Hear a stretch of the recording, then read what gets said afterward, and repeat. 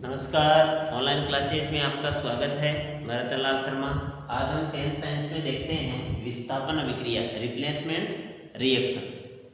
तो देखो, replacement reaction में क्या होता है कि यदि कोई कंपाउंड का एक अणु है, उसमें से यदि कोई परमाणु या समूह है दूसरे परमाणु के द्वारा रिप्लेस हो जाए, दूसरे परमाणु के द्वारा रिप्लेस हो जाए तो उसे हम रिप्लेसमेंट रिएक्शन या विस्थापन अभिक्रिया कहते हैं।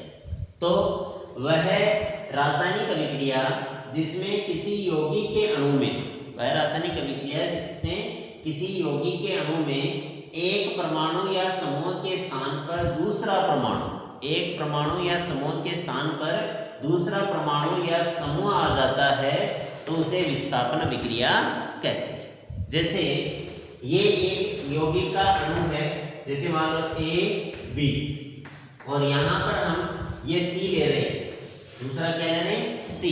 जैसे इनमें से कोई एक अणु है, इसके द्वारा रिप्लेस हो जाए और उत्पाद क्या बन जाए, जैसे मान लो CB और A यहाँ से क्या हो गया, रिप्लेस हो गया। तो इस प्रकार की रिएक्शन है, उसको हम क्या बोलेंगे, रिप्लेसमेंट या विस्थापन अभिक्रिया कहेंगे।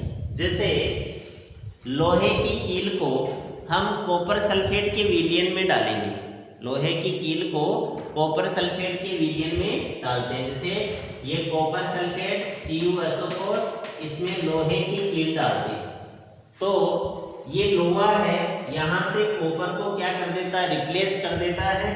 तो क्या बन जाएगा, FeSO4 plus Cu, FeSO4 plus Cu। इसी तरह है, यदि कॉपर सल्फेट में हम Zn धातु डालते हैं तो ZnSO4 का विलयन व कॉपर धातु प्राप्त होती है। लेकिन इस अभिक्रिया में यहाँ क्या होता है कि यहाँ जो यौगिक में उपस्थित जो धातु है, जैसे कॉपर, यह क्रिया करने वाली धातु से कम क्रियाशील होती है। जैसे यहाँ कॉपर की क्रियाशीलता है वो जिंक से क्या होती है, कम होती। कॉपर की क्रियाशीलता जिंक से कम है। जैसे इस अभिक्रिया में Fe की क्रियाशीलता है कॉपर से ज्यादा है, Fe की क्रियाशीलता कॉपर से ज्यादा है, तभी ये रिप्लेस कर सकता है। यदि हम इसी अभिक्रिया को मैं ऐसे लिखूं, जिंक सल्फेट का सॉल्यूशन है और इसमें हम कॉपर धातु डालते हैं तो विस्थापन अभिक्रिया संपन्न नहीं होगी, विस्थापन अभिक्रिया संपन्न नहीं होगी। क्यों नहीं होगी, क्योंकि कॉपर है उसकी क्रियाशीलता जिंक से क्या है, कम है। कॉपर की क्रियाशीलता जिंक से कम है, तो अधिक क्रियाशील धातु ही कम क्रियाशील धातु को प्रतिस्थापित कर सकती है। अधिक कम क्रियाशील धातु अधिक क्रियाशील धातु को प्रतिस्थापित नहीं कर सकती। जैसे इनकी ये क्रियाशीलता के आधार पर एक श्रेणी बनाई गई है, उस श्रेणी को बोलते हैं हम सक्रियता श्रेणी। इसे क्या बोलते हैं, सक्रियता श्रेणी। यानी कि धातुओं की अभिक्रियाशीलता को उनके घटते या अवरोही क्रम में रखने पर जो श्रेणी प्राप्त होती है, उस श्रेणी को सक्रियता श्रेणी कहते हैं। सक्रियता श्रेणी में जैसे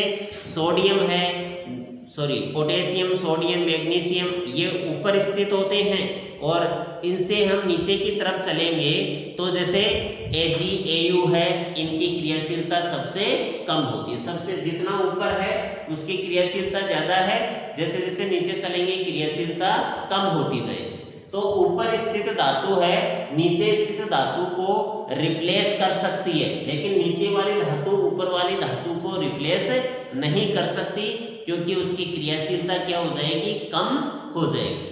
धन्यवाद।